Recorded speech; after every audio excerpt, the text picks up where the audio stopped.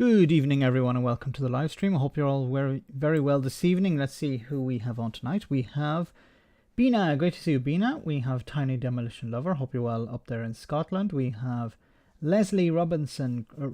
Great to see you, Leslie. Enzo the God. Great to have you on, Enzo. Duke. Great to see you.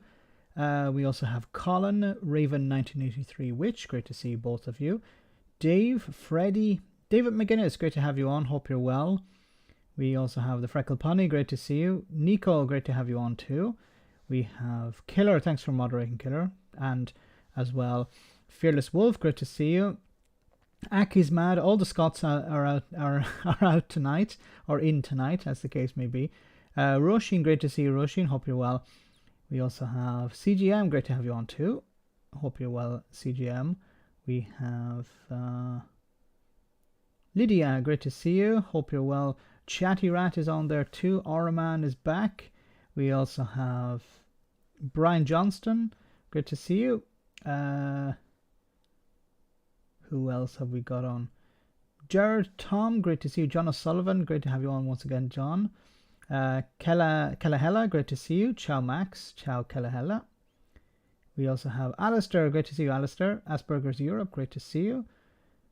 Who else have we got? Misty Hill. Great to see you. Hope you're well tonight. Jasper Northerner, great to see you. Kevin Marsh, Wolfpet, great to see you, and so many more. I want to say thanks to everyone for coming on. Hope you had a nice weekend, and welcome to the Tuesday night live stream. So, of course, we're going to talk about the strikes, what's happening with the strikes. The RMT union have decided to go ahead with the strike action, and even if an agreement was achieved, it's probably too late because the train companies have already changed their timetables. But it looks like things are going. It's not just them. There's a whole list of companies and entities that are on strike at the moment. Number 3, great to see you on the stream. Hope you're well tonight.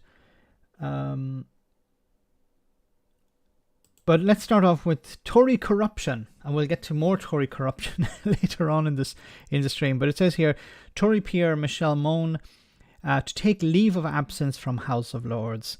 So she did a bit of a runner, it seems, to avoid any sort of scrutiny. And she's one, of course, who has allegedly pocketed a significant amount of money due to PPE contracts. So it says here, according to The Guardian, the under fire Conservative peer Michelle Mone is taking leave of absence from the House of Lords with immediate effect, her spokesperson has said.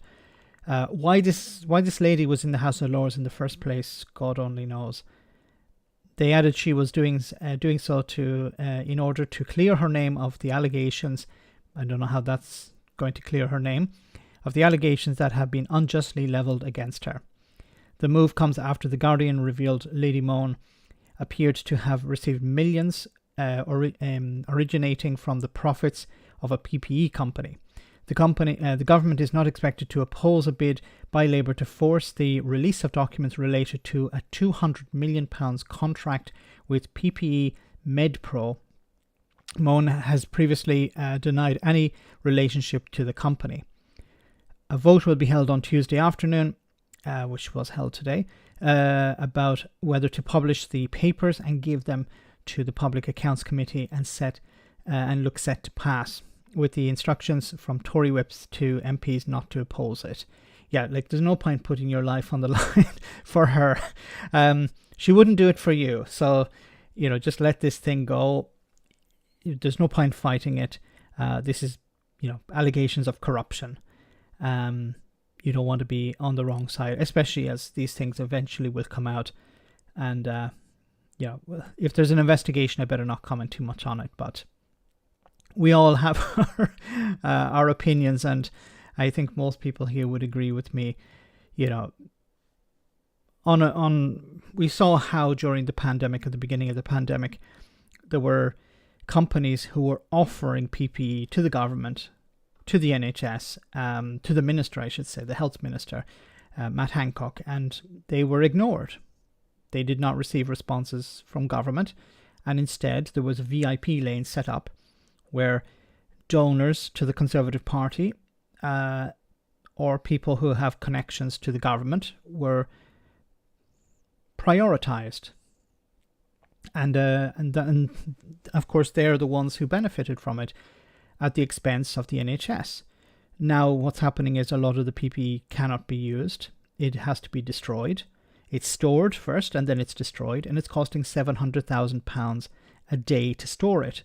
And it's costing millions a day to destroy it. It's literally being burnt because it can't be used. And somebody made a lot of money out of this. And I said, I joked some time ago about how if you wanted to make a wonderful investment with massive return on your investment, you buy your local MP, consider a Tory, of course, and you get a PPE contract or you get some sort of government contract. Maybe that's no longer the case, but it certainly was at the beginning of the pandemic. And what was happening is a lot of companies were being set up at the very beginning of the pandemic to offer PPE. Obviously, what was probably happening here is government ministers were reaching out to their friends, their donors, and saying, look, we need PPE straight away. We can try and source it directly from China, or we can have a middleman or middlewoman, as the case may be, do it for us. And of course, you sell it on to the NHS. We give you the contract so no one else can sell it, and you take a slice of the profits. And in some cases, I think it was gloves were being sold to the NHS at double the price. So somebody was making a huge amount of money at the expense of the NHS. She should be forced, no DLC, thanks so much for that super chat. She should be forced to buy back all the unsold material plus storage fees. They should all be forced to buy it back on pain of bankruptcy. Yes, I agree 100%. She made lots of money out of this. If it comes out that there was something illegal or if there was some corruption involved, she should be forced to pay it all back, to buy all this material back and to pay for the storage of it. And if she can't, then she can go bankrupt. And her assets should be seized. If she goes bankrupt, well, then the government can seize her assets and sell them off. So I'm sure she has, I think, there are pictures of her posing on a yacht in a mansion. So, they're probably not worth, £200 million, but it could go some way to paying off that. Will the government do that? Unfortunately, I don't think so. But it could be, it could send a very, very clear message. And it could be something a future government could do. So the Labour Party, if they come into power pretty soon, they could do something like that. Push it through Parliament. If you have a majority, you can have it sailed through Parliament. Claw back some of this money that was given to this money that was given to friends and donors of the Conservative Party. Well said, no, yes, and a wonderful, wonderful idea. Why is the government paying for the storage of this? Why is the government paying, and of course, in turn, the taxpayer is paying for the storage and the destruction of this PPE, while she, relaxes on her yacht?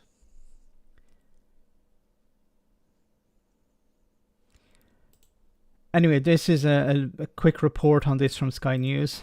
Sky's political correspondent Mari Aurora joins me now. So, Michelle Mone, stepping back for a period of time from the Lords.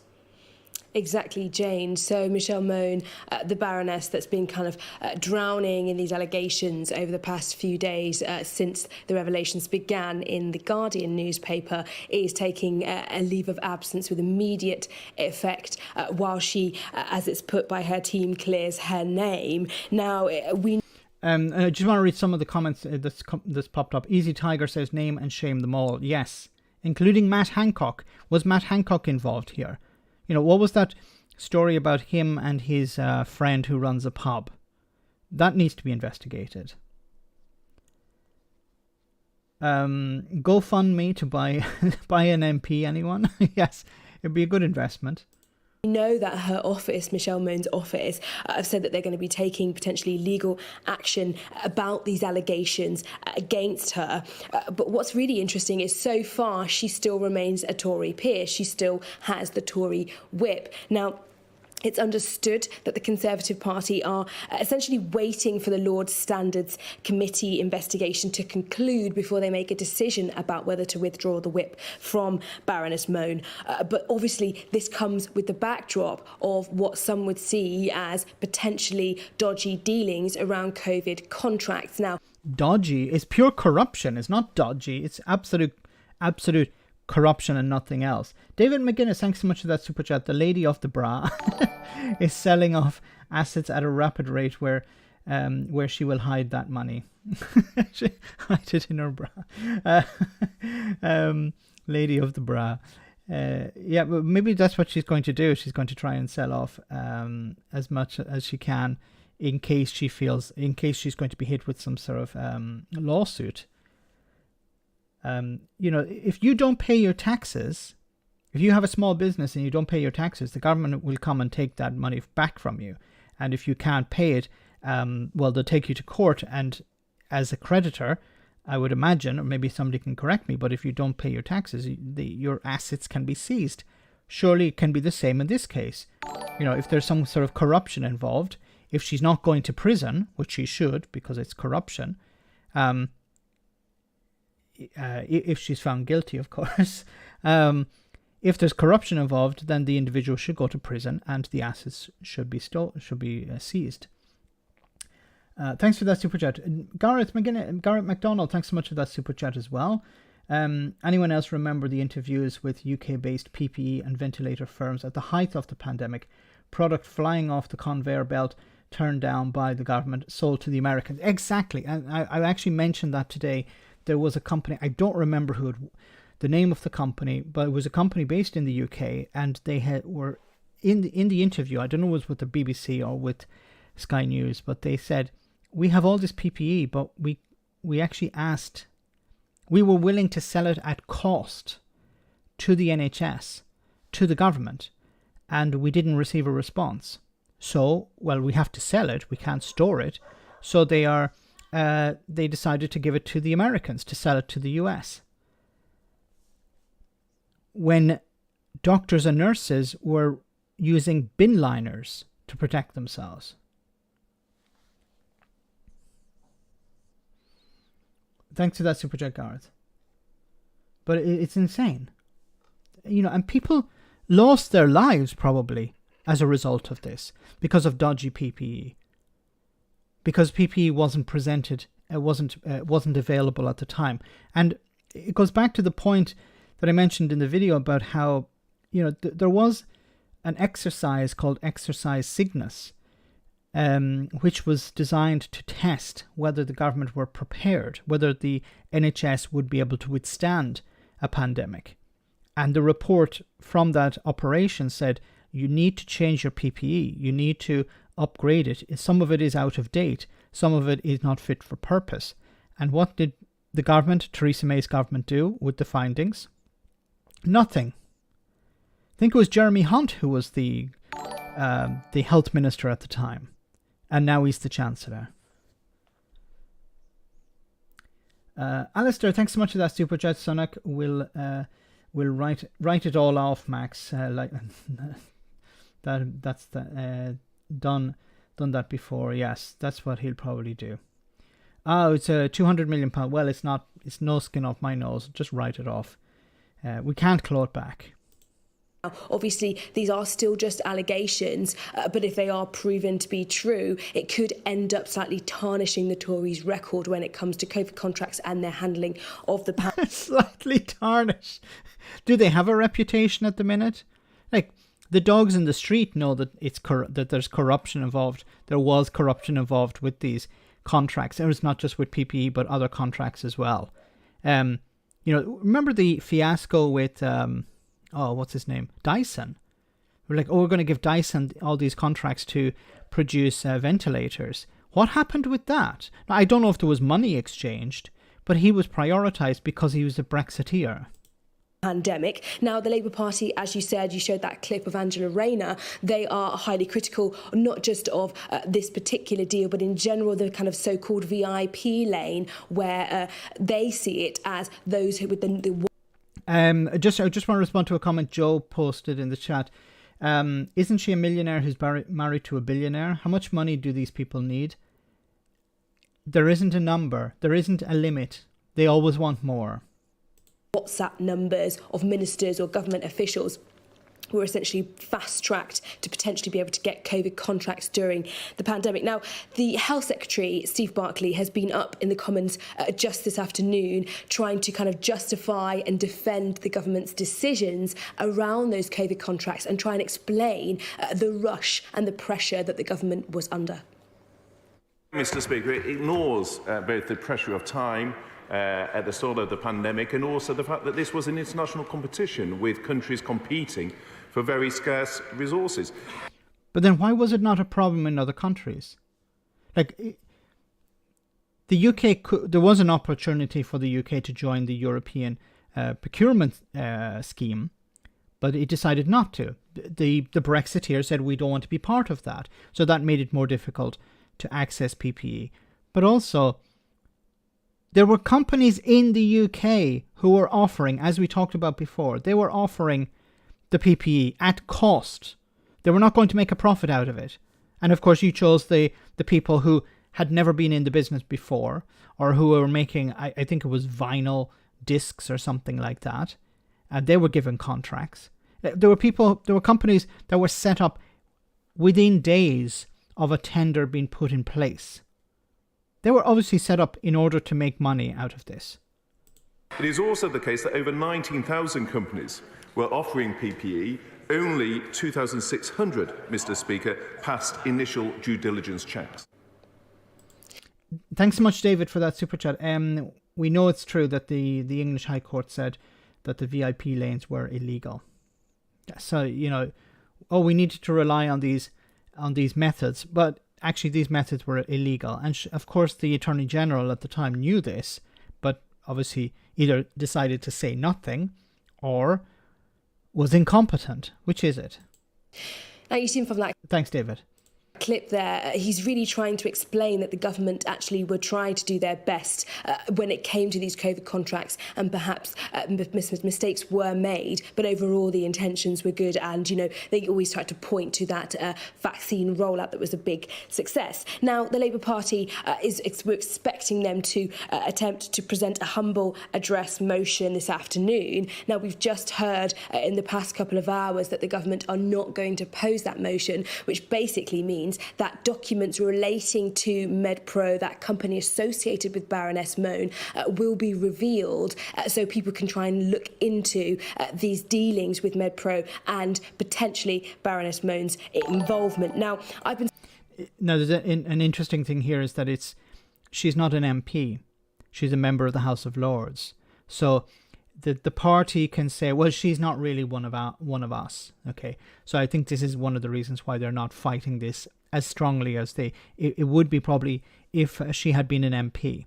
And also, they can't fire her from the House of Lords. I don't know how you can actually be fired from the House of Lords, because it doesn't seem to be there don't seem to be any rules in the House of Lords, or are there?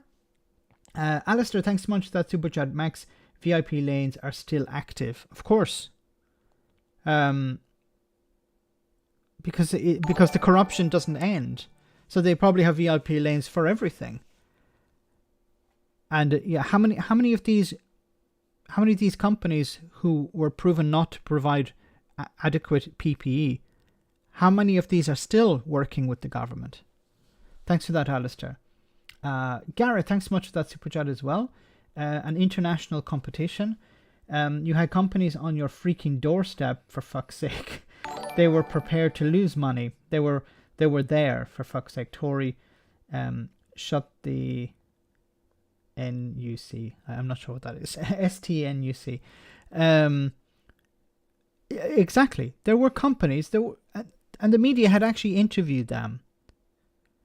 recorded. They were video recorded. I was trying to look for one today, but I couldn't find it. But there were, I remember covering it on the channel before, at the beginning of the pandemic. These companies were producing PPE, and they had reached out to the government and received nothing in response. Now, just think about it for a moment. If you are you're in a pandemic, the beginning of a pandemic, okay, you're not prepared. You should have been prepared, but you're not prepared. Who are you going to reach out to first? You're going to reach out to companies who actually produce the material. If you can't get them, if they're not available, then you move on to the next level, which would be companies who are doing something similar or who have contacts in China or somewhere where it's manufactured. But instead, what the Tories did instead was ignored the companies who did not donate to the party, it seems, and prioritized the ones that did.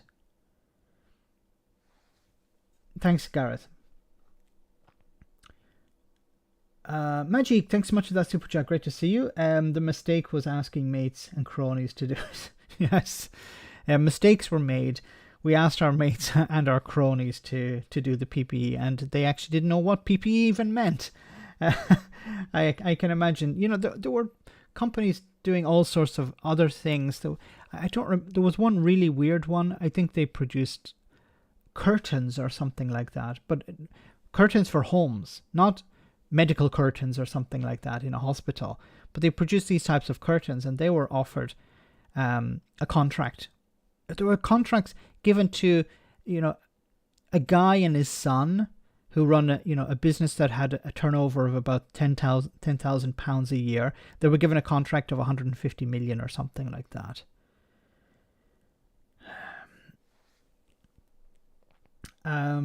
Thanks for that, Magic. Magic again. 2 ways to lose a peerage: die or the royals take it. Okay, so this could be King Charles's first real bit of work. Get rid of this Tory peer. There you go. There, you've done something good in your life, and the first real bit of work you've done. You'd be doing a great job for the country. Thanks, Magic. And thanks for that. Thanks for that piece of information. Stu, great to see you on the stream. Government said review of Brexit isn't appropriate.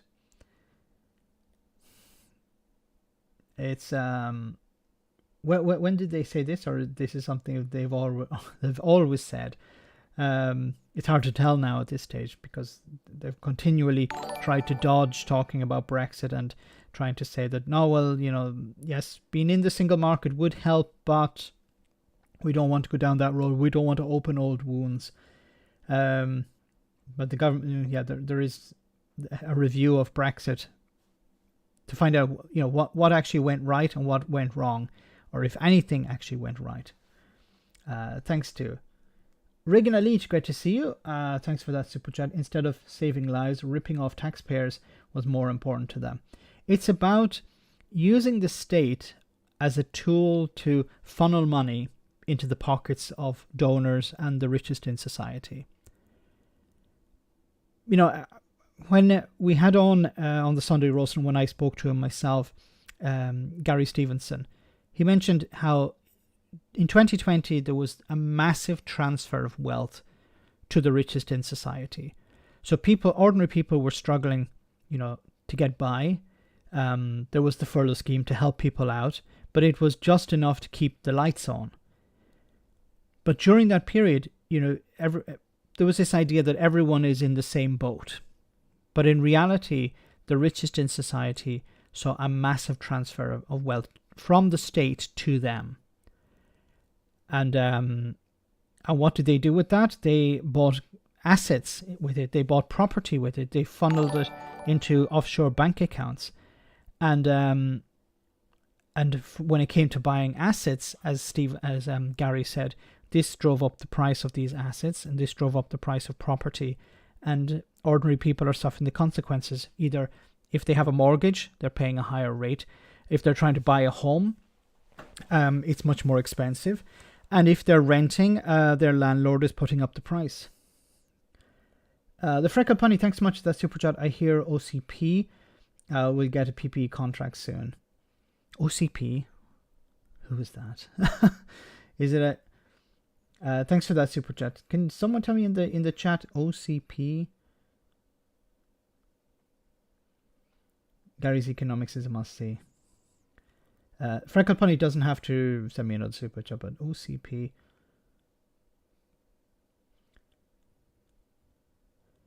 There are boats and there are luxury yachts. Some of these yachts cost 20-30 million pounds each. Already said that weeks ago, Max. OCP, yes, Robocop. Well said, yes. The Omnicorp, isn't it? Omnicorp organization. That beginning contract. So yeah, somebody could set up a Omnicorp from Robocop. Yes. Omni Consumer Products. Okay. Could set those up, and they would probably win contracts. You just make a good donation to the local MP, and they would they give you a contract.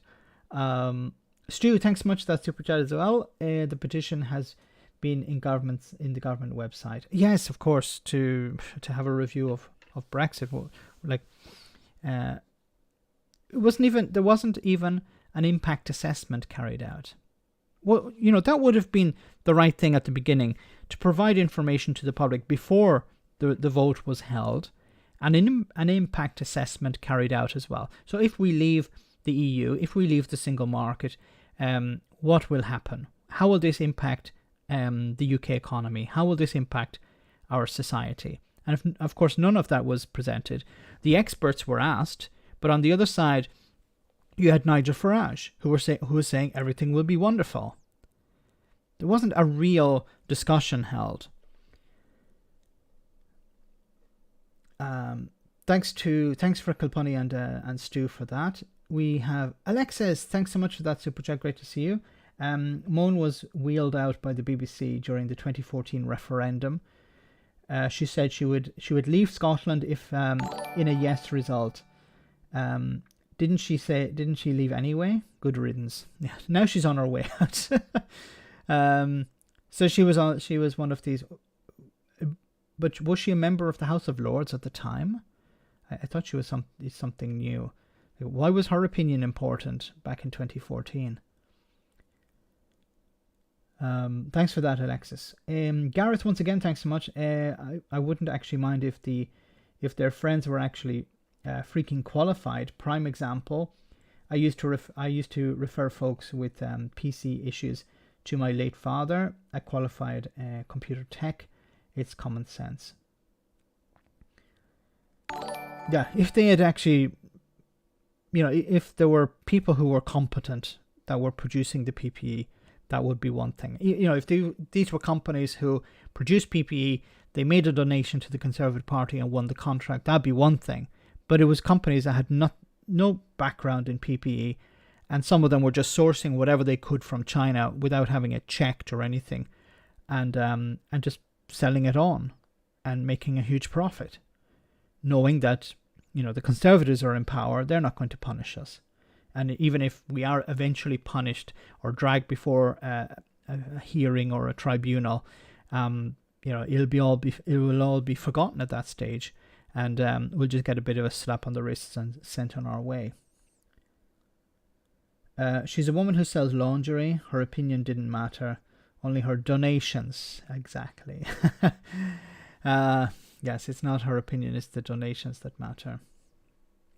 Or the donations get your opinion promoted. Okay, let's move on, guys, from this. There's an update on this. So there's a second firm pushed by Michelle Malone, was a secret entity of her husband's office. That's wonderful. Motion calling for release of PPE documents passes. Okay, that's great news. there is some other news about this guy. So this guy just is not related to the corruption, but it says here Stephen Flynn has been named as the new leader of the SNP in Westminster. He says he has an assertive style, and it will make sure that the PM knows the SNP means business. So I've talked about Stephen before. He's a really good speaker. He's taking over from Ian Blackford, and I think he'll do pretty well. It's probably a good idea to have some new blood. Ian Blackford, like I've admired Ian Blackford for a long time now, but I think it's good that somebody else can take over and inject a bit of youth into it. But some people will say, what's the point of all of this? Scotland should be focusing on leaving Westminster behind. But you need somebody there. Some people will say that the SNP shouldn't actually take their seats in Westminster, like Sinn Féin don't. That they shouldn't recognise Westminster. But I think if you want to get things, try and pressure the government. Whether it works or not is another thing. But if you want to pressure the government on behalf of your constituents, if you want to speak up on behalf of your constituents and ask questions on their behalf, then you need to take your seat in Westminster. Not that I'm criticising Sinn Féin. That's the people who vote for Sinn Féin already know that. Stephen Flynn is a local MP of mine in Aberdeen South. That's great. Skew younger. Ian Blackford always tongue-in-cheek and took it on the chin, says Leslie. He'll be missed. He was a force to be reckoned with in the House of Commons, and he was well able to stand up to people like Boris Johnson and Rishi Sunak. I won't even say Liz Truss, because Liz Truss was there for two PMQs, and that was about it. Hope Flynn gets stuck with a boot in. He's a firebrand. Thuis would have been good too, but Flynn is a wee bit more maverick. Okay, I wasn't planning on talking about that, but that's some Scottish news. This is interesting. It says here, Sunak abandons opposition to new onshore wind farm development as Gov acts to see off Tory levelling up bill revolt. So yesterday, Michael Gove, the levelling up secretary, performed a climb down over mandatory house building targets in a response to a Tory rebellion led by Theresa Villers. Today, Gove has seen off another Tory revolt over the levelling up bill, which an announcement that amounts to a Rishi Sunak U-turn on onshore wind farms. When he was running for a Tory leadership in the summer, Sunak said he opposed the changing current planning laws on onshore wind farms, which amounted to a de facto ban. Simon Clarke, the former Levelling Up secretary, tabled an amendment to the Levelling Up bill, saying new onshore wind farms should be allowed with where communities are in favour. And this evening, Gove's department confirmed that will happen. So this was something that was backed by Liz Truss and Boris Johnson, and they succeeded. They forced Rishi Sunak into a U-turn. So Sunak had originally supported the banning of them, it seems, and that has been defeated. Not to be on the side of Boris Johnson here, but you need to move towards renewable energy. You need to look at what's happening with gas and the rising energy bills, and the fact that renewables are coupled to gas prices, which is completely ridiculous. That needs to be completely changed, and there needs to be more investment in renewables. They're more stable, they're cheaper, and provide security for the future, and they're green, of course. Probably the most important thing. Anyway, let's I think there was another story I just wanted to touch on.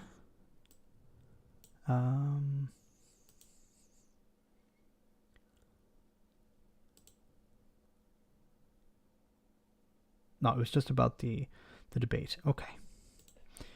Let's move on to the strike. That was a little bit loud. I'll turn that down a bit. If the sirens weren't sounding already when it comes to strikes, they almost certainly will be now. So there's definitely a winter of discontent taking place at the moment. More and more trade unions are voting for strike action, and it seems this is going to spread throughout the public sector and perhaps even the private, in some companies in the private sector. The ambulance staff are on their knees at the moment, and they have decided we're going to go on strike as well. But it's understandable. Workers the first of the emergency services to announce walkouts this winter, with 2 strikes planned either side of Christmas, affecting non-life-threatening calls only.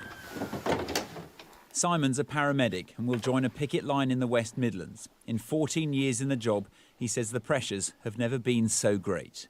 It's very much like you've driven your ambulance into a tunnel and there's no light at the end of it. The level of hopelessness and the decrease in morale of staff is just something that I have not seen in my experience, and many people who have been in for a lot longer than I have haven't seen either. Like other disputes, this is about pay. The 3 main ambulance unions are demanding above-inflation pay hikes, planning action that affects all but one trust in England and Wales. Trade union rules mean that life-preserving care must still be provided, so things like strokes, heart attacks and major trauma will still be responded to. But the exact details of this so-called life and limb cover are yet to be decided, and it could mean that trips and falls, for example, don't merit a call-out. For the elderly, or for those who require care, it is a worrying prospect. Lisa Rowland suffered multiple strokes and heart attacks in recent years, but still supports the strikes. I don't know what I'd do if it happened and I couldn't get an ambulance. That's scary, but what can we do? I mean, they need to do something. They don't get enough money. I mean, it's ridiculous. So even though you're worried, you still support their cause? Yeah, absolutely. But instead... And this is what you're hearing all over the place. When it comes to rail workers, ambulance workers, ambulance drivers, NHS nurses, the public support them. Now, the Tories want to turn the public against them, and you're seeing, and there was a wonderful image, I think it was Phil from A Different Bias shared it on Twitter, and James O'Brien shared it as well. It was about 4 or 5 different accounts on Twitter that seemed like real people, but it was basically a copy and paste job of, I'm a train driver and I earn £75,000 a year and I don't need to go on strike or something like that, and the others are going on strike and I disagree with that. It's about, I don't know who's funding this. Are these Russian bots or who's paying for it and how is it organized? But it's another case of using social media to convince the public that these people, the people on strike, are the enemy, that they're greedy, that they're lazy, that they're stopping hardworking people from getting to their place of employment, that they have it good and they have no reason to go on strike. And that your friend, of course, is the government, who are trying to do everything they can. They're willing to bring in the army if necessary to maintain services.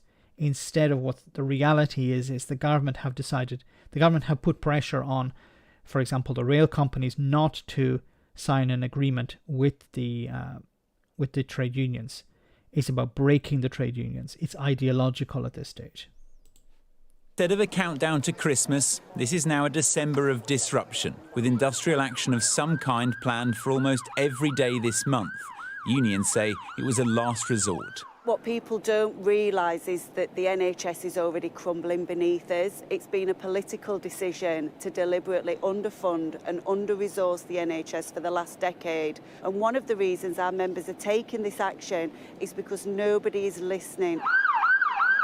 The government's proposed a 4% pay offer, with Health Secretary Steve Barclay calling the union demands unaffordable. All sides will be hoping it's not patients paying the price.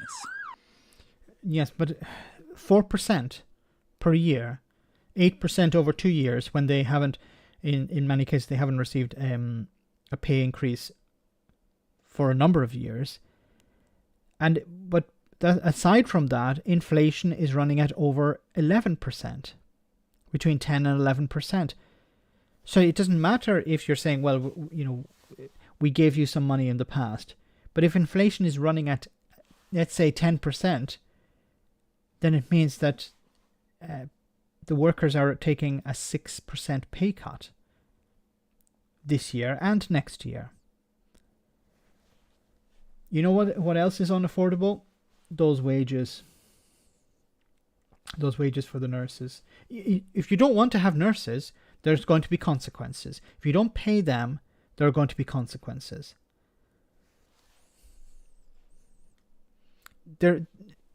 I think we're close to the point where there will be a general strike called. This can't continue. This is not sustainable. Something has to give. There has to be enough pressure put on the government to turn this around, to realize, okay, we can't continue down this way. We need to bring both sides, the unions and the bosses of these businesses together. We have to be in the room as well, and we have to hammer out a deal. But the ideology has to be left at the door, but I don't see that happening, unfortunately. So just a bit more on that. Let me see here. Union leader Mick Lynch defends UK rail strikes over Christmas.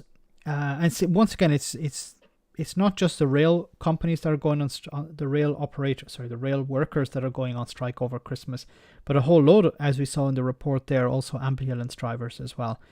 The RMT General Secretary has defended rail strikes across the UK over Christmas and said unions have a duty to coordinate what they do, saying the government is sending a message that pay rises will only come with worse terms for workers.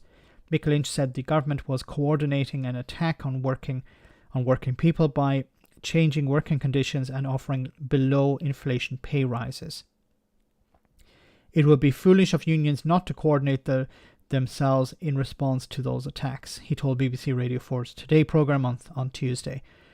And he's correct. It's about providing, changing working conditions, forcing some to work on Sundays, to take lower pay, to take a pay cut, because in reality a 4% pay increase when inflation is at 10% is a pay cut.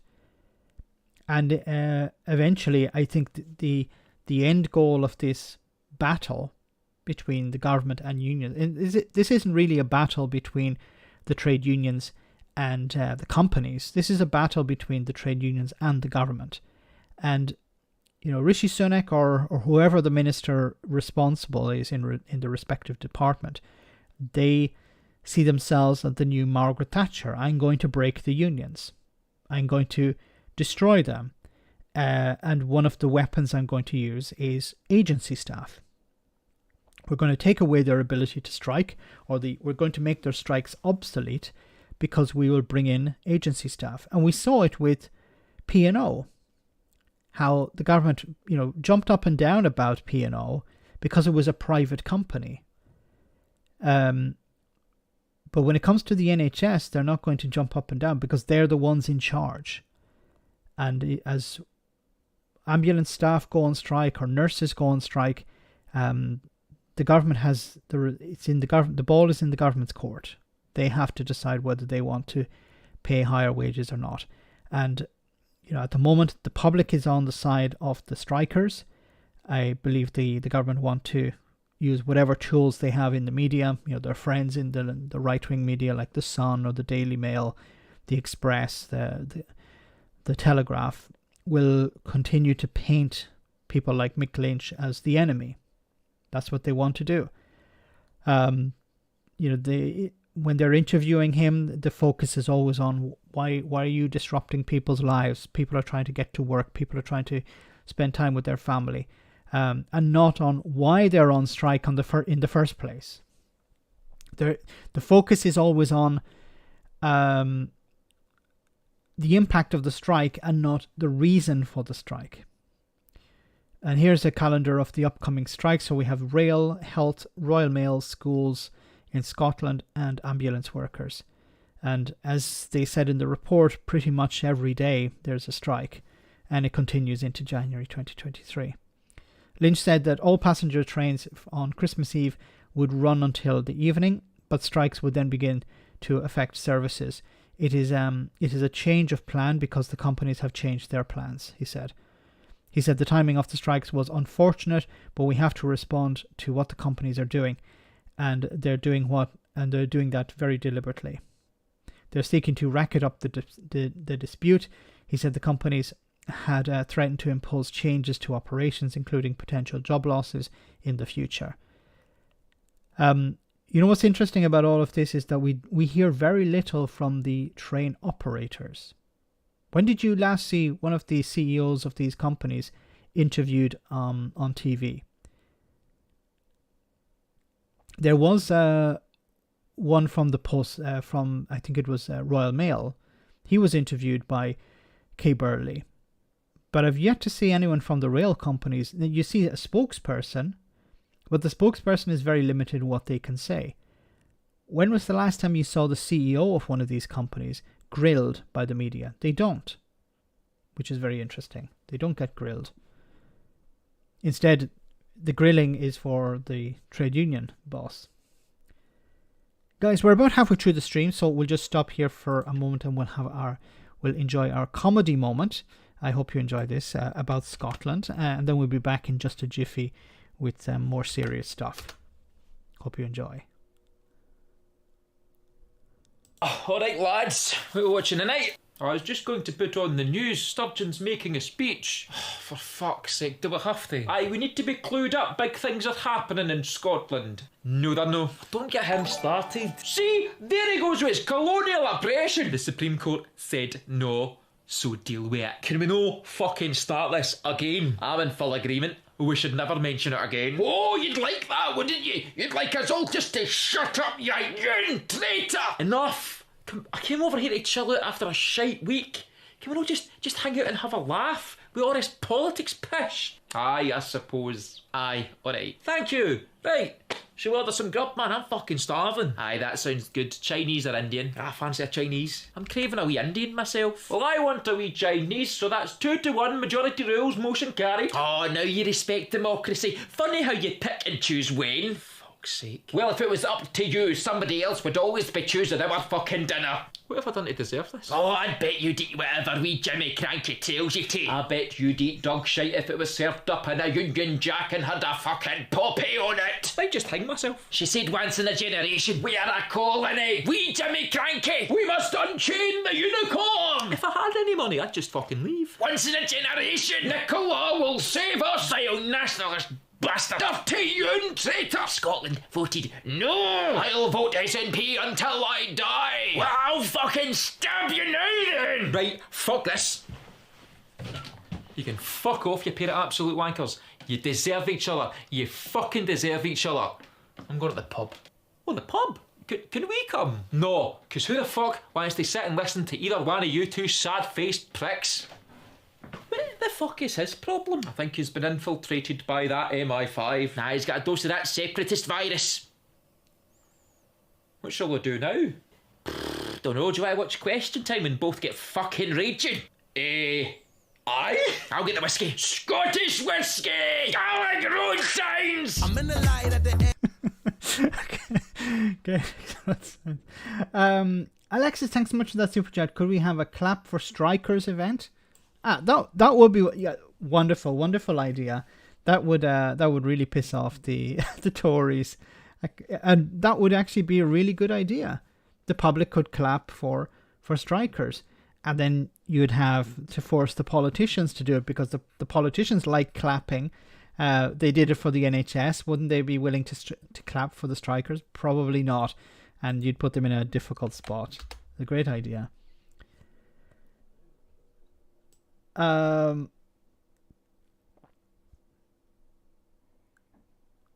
Moving on. I've missed the stream, but perfect timing. So staying with the strikes for a moment, we haven't had a rise in 3 years. A striking RMT train guard speaks out. The RMT union has announced additional strike dates after it turned down a below-inflation pay offer from Network Rail.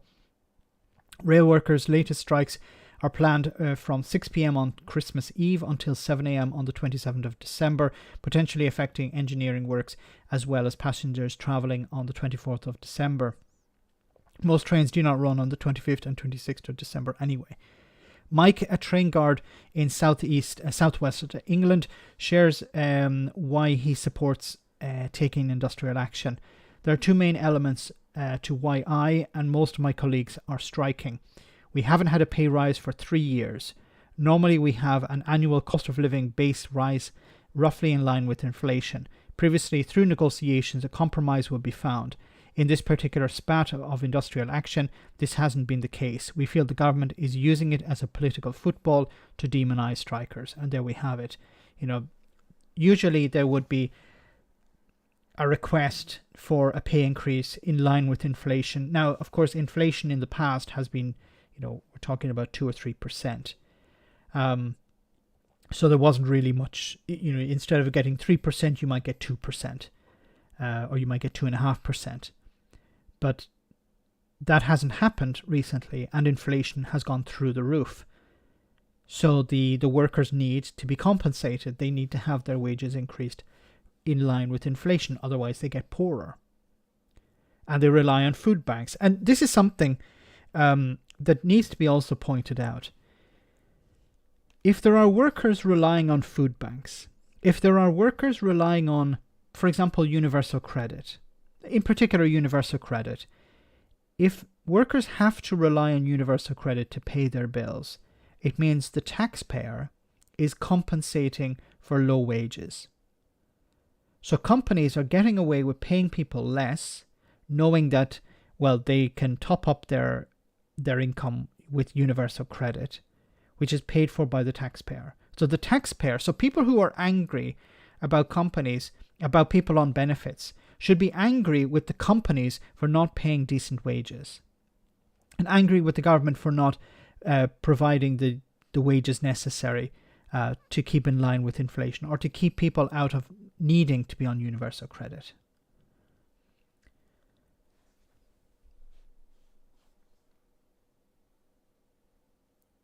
Anyway, as you can see here is the strike action as we saw before.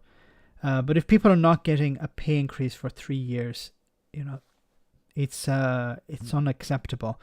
It goes on to say, we're the first to admit that compared with the national average pay, we're quite fortunate, but we don't want to stay that way.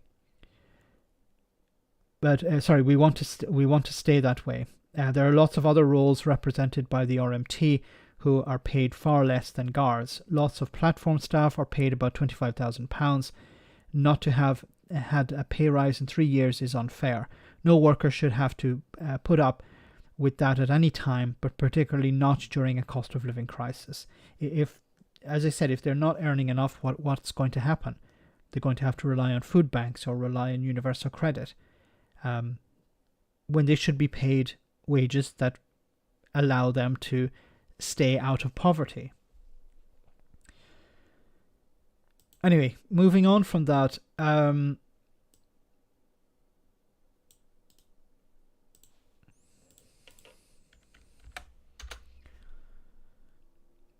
it says here, West Streeting, the shadow health secretary, Streeting claims ministers not stopping health strikes because they expect patients to suffer this winter anyway.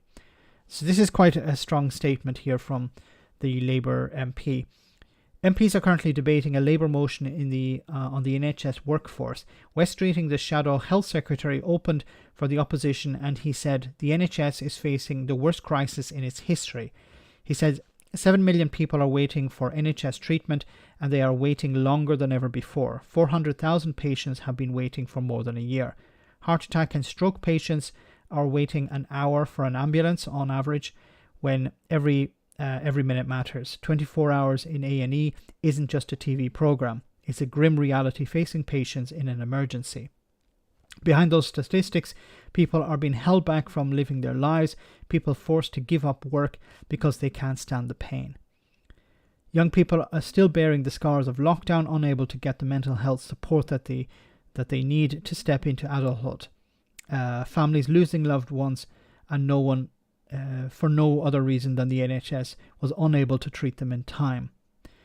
The NHS, has fallen over. For the first time in its history, in the history of the NHS, people no longer feel certain when they phone 999 or arrive in A&E that they will be seen in time. It's the first time in our country's history that people have not felt confident that emergency medicine will be there for them when they need it. The government sent the NHS into the pandemic with 100,000 staff shortages. They spent a decade disarming the NHS before sending it into the biggest fight it's ever faced. And it's completely true here. You know, the staff shortages existed before the pandemic. And the pandemic made it worse, and Brexit made it worse. And instead of dealing with that, you have these ideologues in the Conservative Party who believe in small government. They believe in private enterprise. So they're fully happy with allowing people to suffer because they want them to go privately. They don't like using taxpayer money to fund the NHS. They would like to have the NHS closed down and have everything done privately. Part of it is corruption, of course, but some of it is ideological. They don't believe that the state should be involved in these things. Their idea of the state is that it should be there just to funnel money to the private sector. So people pay their taxes, generally not the richest in society. The poor people at the bottom, they are the ones who pay into the system, and no services are given back in return, and instead the money is pumped into the private sector to help them make bigger profits. That's what it's about. Or it's there to legislate away protections for workers, protections for the environment, protections for consumers. It's about allowing companies to do whatever the hell they want. Gareth, thanks so much for that super chat. If I were to die during these NHS strikes, morbid I know. Do you know who my devastated mother would blame? The Tories, because they're putting patients and staff on either side of the life and death scale.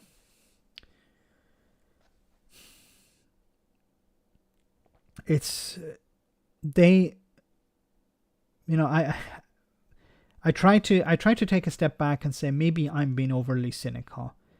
Maybe I'm being overly critical of the Conservative Party.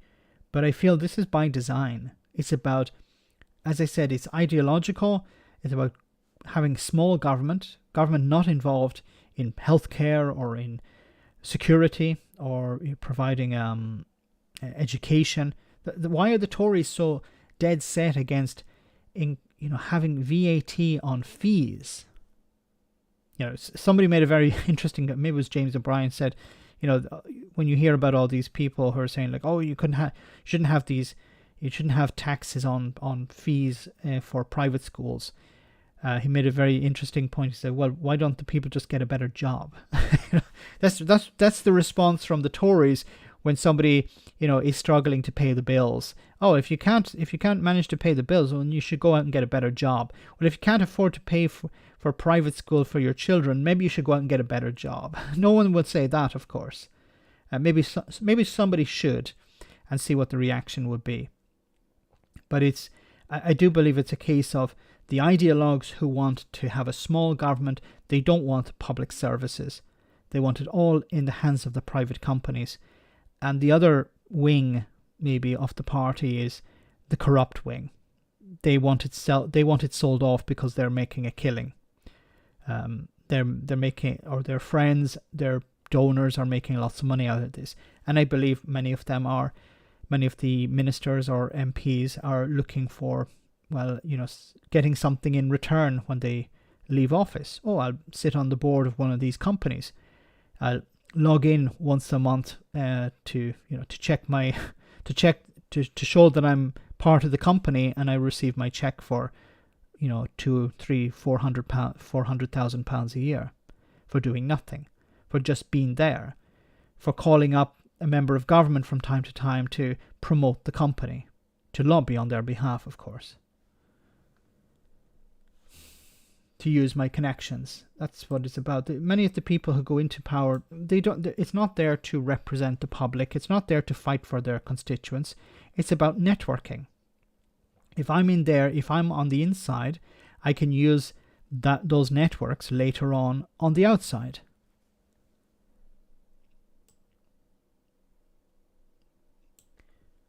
It's disgusting, but that's the reality of it. So going on, sticking a little bit with that, on the idea of corruption. Donations to Tory party slump 40% over 3-month period. Maybe it's because Boris Johnson's gone. So this is maybe some good news. Donations to the Conservatives slumped by 40% over 3 months, according to figures from the Electoral Commission. I don't like to call it donations. I call it corruption, backhanders, bribes, which show the party was overtaken by Labour for the first time in more than a year. Now, I'm not a fan of donations to the Labour Party either. There shouldn't be you should not be making donations to political parties. It should be illegal. They should be publicly funded. So there should be money set aside that should be given to parties to campaign or whatever, to pay for their political campaigns, and they should not be funded by private individuals or by companies. Because obviously a multimillionaire gives money to a political party to get something in return.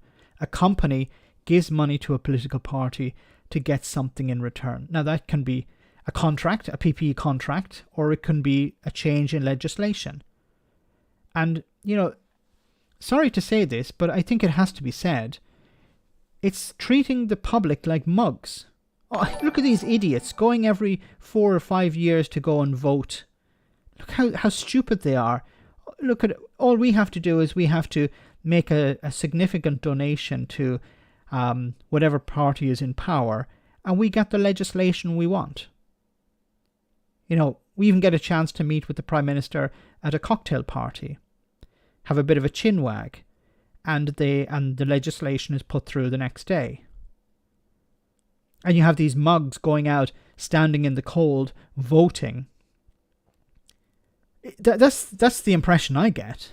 That's probably what they say behind these closed doors at these cocktail parties or dinner parties, where they meet with the political leaders or members of the political parties in order to say, look, this is, where is my money going to be spent?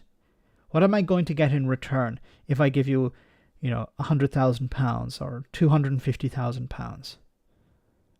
This needs to end. Get the money out of politics and you end the corruption. And you restore democracy. Roisin, thanks so much for that super chat.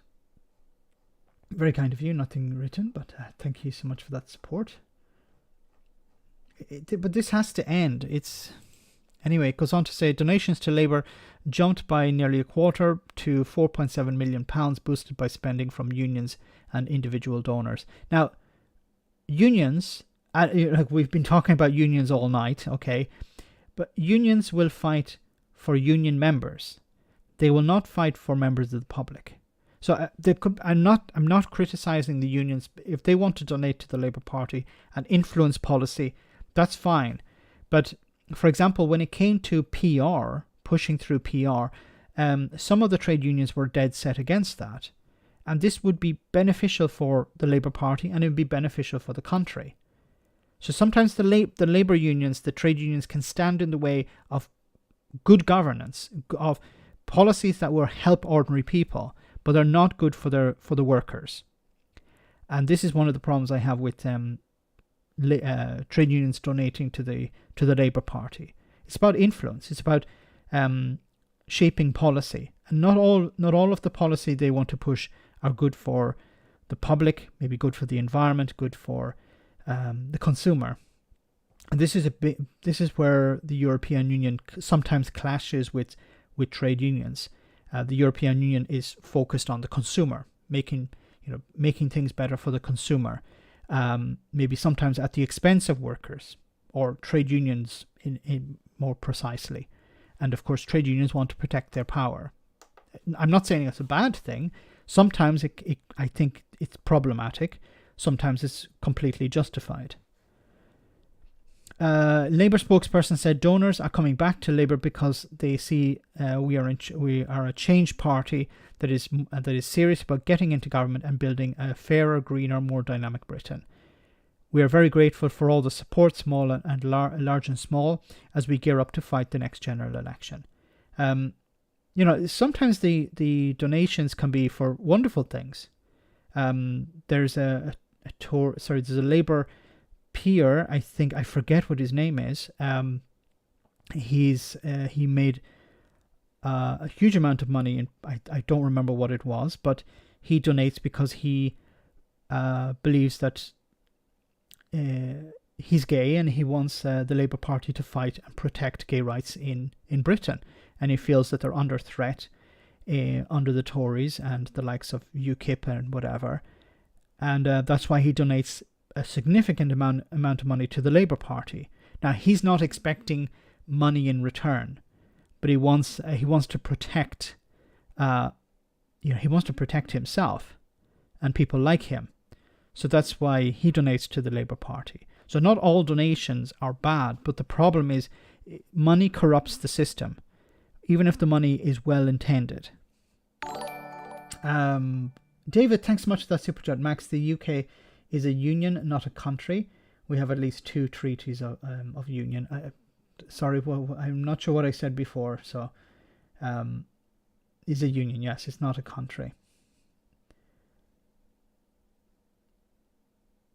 There was the 1700 Act of Union, and then there was the 1800 Act of Union, or 1701. I forget which it was, or 1801. But it's remember, it's a voluntary union, as the Tories continue to say. But it's more like a Hotel California. You can check out, but you can never leave. Thanks for that super chat. Sorry for I don't remember what I said before, so thanks for the correction. They're switching side because they know they're going to win the next election. They want influence over the winners. Well said, QA Library. It's about, you back the winning horse. The Tories are going to lose the next election, so you don't donate to them, because if you want influence or you want something in return, you don't give it to somebody who can give you nothing. You give it to somebody who can give you something. A Conservative spokesperson said the Conservative Party only accepts donations from permissible sources, namely individuals registered on the UK's electoral roll or UK registered companies. Donations are properly and transparently declared to the Electoral Commission, openly published by them, and they comply with the law. Yeah, but that's perfectly fine, because somebody can just set up a company in Britain. A Russian multimillionaire or billionaire can set up a company in Britain and donate through that. And it's perfectly legal.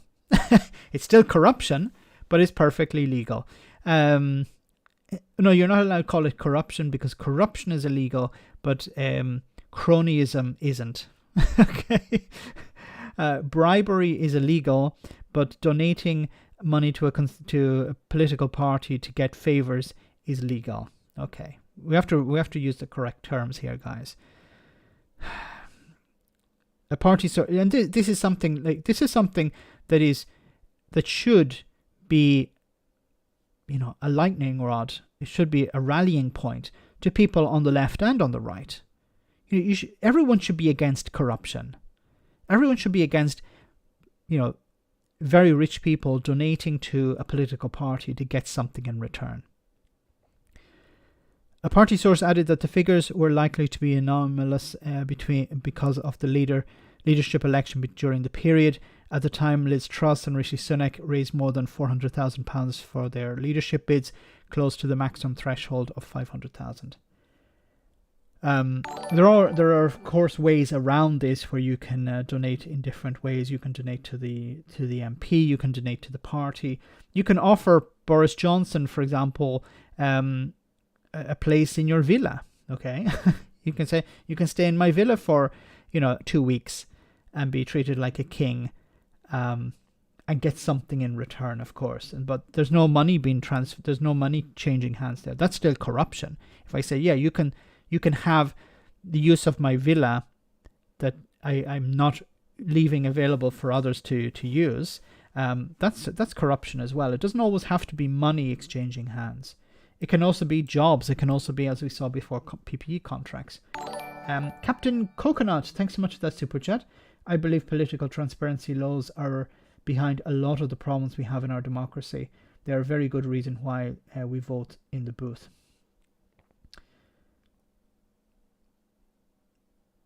It's a very, very interesting point that you raised there.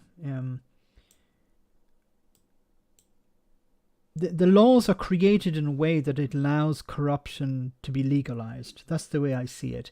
It's like, yeah, well, once it's transparent, once you can see that the company gave money to this political party, in a way it's like, because it's all out in the open, it's viewed in a more positive light, but it's still corruption.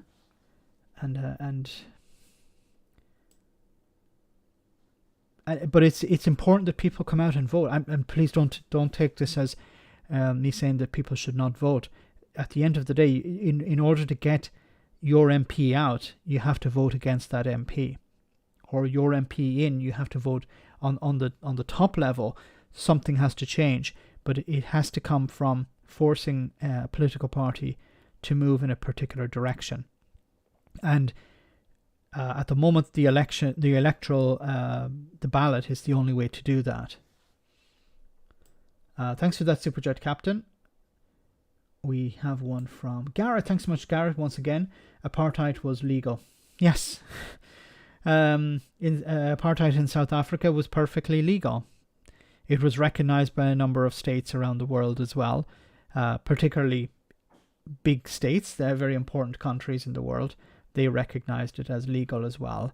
But it required pressure for it to end. It did eventually end, of course, and South Africa hasn't looked back since then. But just because something is legal doesn't mean that it's acceptable or it should remain. It should always be fought. Thanks for that super chat. So just move on from Tory corruption. Unfortunately, I have to cover once again about the NHS because I think these things have to be talked about. So is the NHS on life support? Stacked up ambulances, record-breaking waiting lists, and a workforce struggling to make ends meet. The National Health Service is in crisis, and winter is coming.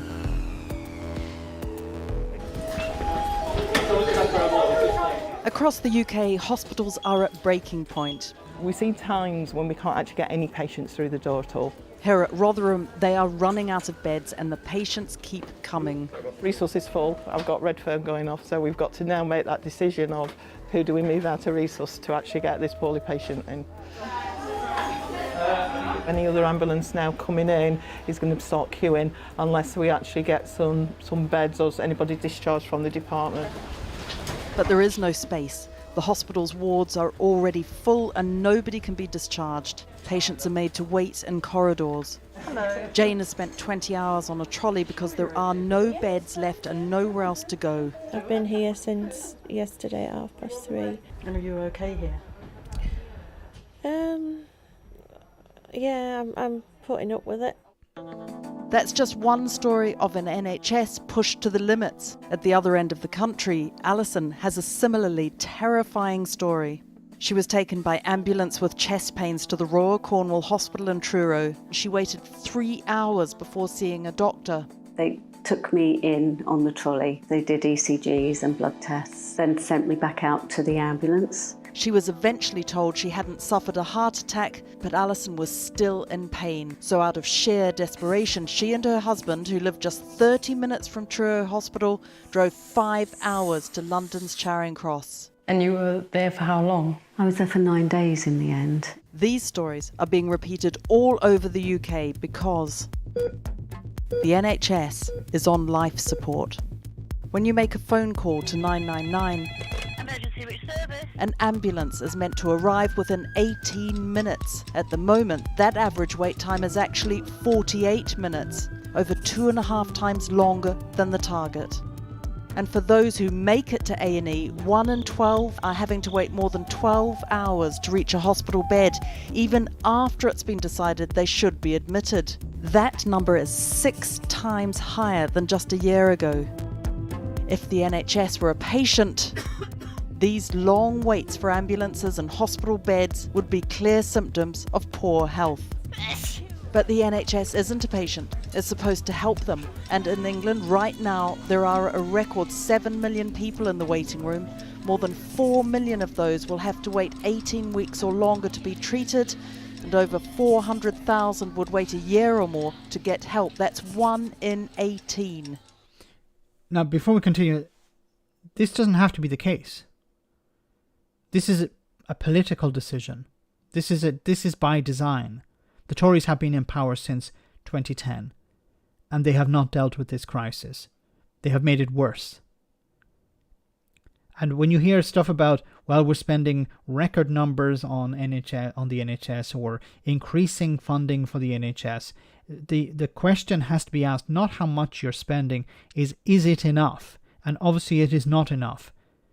Now, the NHS has lost staff during the pandemic. People returned to their countries and did not return, went back to their countries and did not return to the UK. And you also have to England here in this scenario, and you also had the problems with Brexit, and you have care homes that are desperately in need of staff, and they can't get the staff they need. If they want to bring people in, it costs a huge amount of money, and this is not necessary. It's not necessary. Why is it the case? Because they had to keep, and I keep going back to this, and no one has challenged me on this. It's about keeping racists and bigots happy. The ones who voted for Brexit. Now, I'm not saying everyone who voted for Brexit is a racist and a bigot, but the Conservatives seem determined to allow the NHS to collapse, to have businesses struggling, in order to keep a few people who voted for Brexit and still think it's a good idea, to keep those people happy. You know, the ones who rant about boats and rant about, Nigel Farage, whatever he's complaining about, talking about how great he is and he should be Prime Minister. The ones cheering on the idea of turning back boats in the Channel. These are the type of people who are responsible, in a sense, for this. Because they're the ones who are being satisfied by the government. The government are so afraid of these people that it's willing to trash the NHS and allow businesses to close. The impact of the pandemic has piled pressure on the NHS and added to long waiting lists. But the worrying trends around patient care stretch much further back than COVID. This isn't new. It was happening well before COVID. The winter all year round, the pressures that are unsustainable on the NHS. And the sad thing is, when you talk to the staff and when you talk to patients, they seem to just accept it, that this is the way things are now.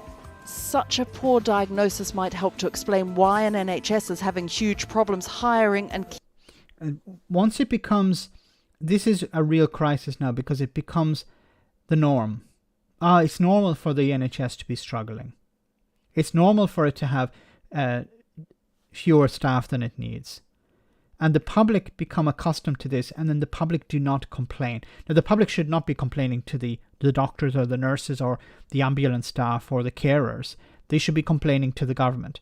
They should be holding the MP, if it's a Tory MP, and that's the MP that is representing the government in power at the moment, they should be holding their feet to the fire. Why are people not marching on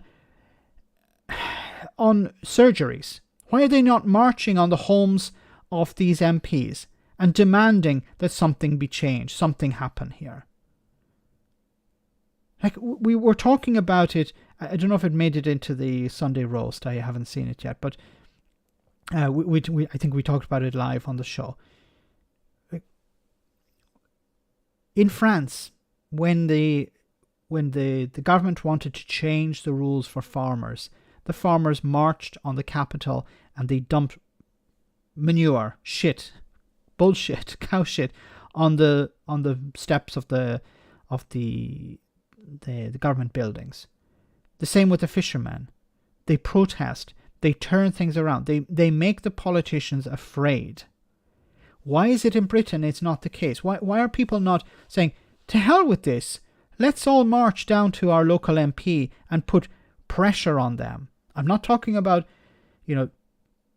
intimidation. I'm talking about putting political pressure on people, making them realize that they can't just sit idly by. They can't just say, well, it's somebody else's fault, or it's the pandemic, or it's global factors or something.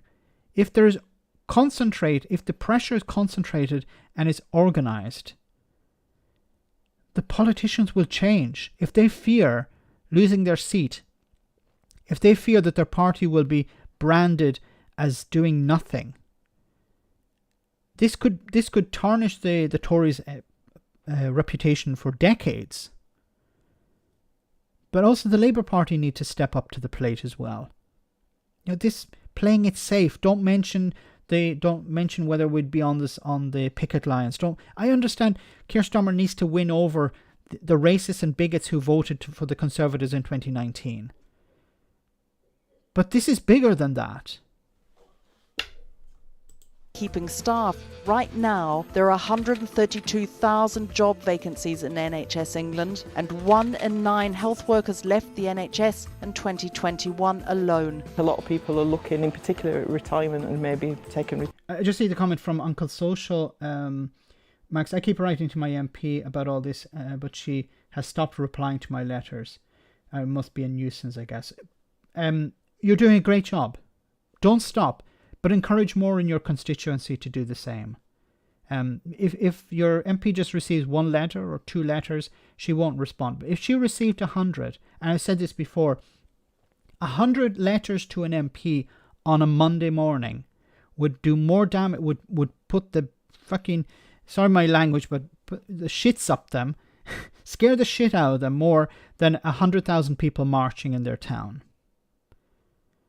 Because it's the people they know that vote for them. 100,000 people coming from all over Britain, and I'm hugely supportive of people marching, but 100 letters to an MP in a constituency that maybe they rely on, they have a slim majority. It can be a few hundred votes or even just a few thousand votes.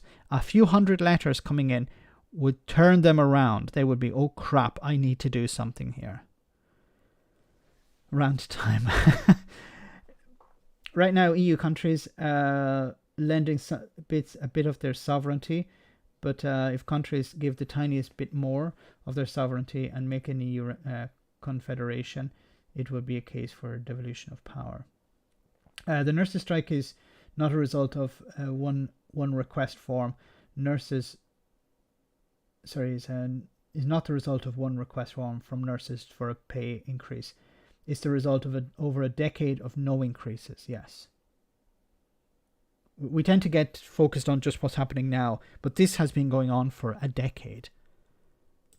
Retirement early because of the stresses. The pressure is phenomenal and there's not enough pay. The government has offered the majority of NHS workers a one-off fixed pay increase of £1,400, but because of the state of the UK economy, the pay increase the government is offering means no NHS staff members' pay will rise in line with skyrocketing inflation.